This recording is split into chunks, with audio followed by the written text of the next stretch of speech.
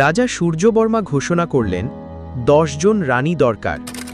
রাজকুমার আরিয়ান, বয়স 23, সাহসী ও বুদ্ধিমান, দূর দূরান্ত থেকে রানী খুঁজতে যাত্রা শুরু করলেন।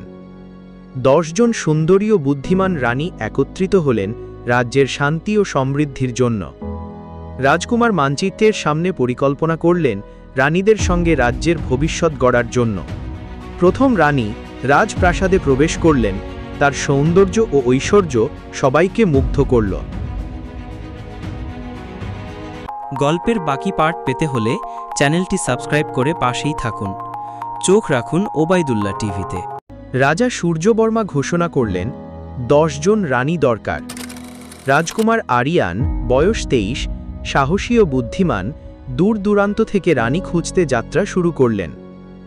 10 জন সুন্দরী ও বুদ্ধিমান রানী একত্রিত হলেন রাজ্যের শান্তি ও সমৃদ্ধির জন্য। রাজকুমার মানচিত্রের সামনে পরিকল্পনা করলেন রানীদের সঙ্গে রাজ্যের ভবিষ্যৎ গড়ার জন্য।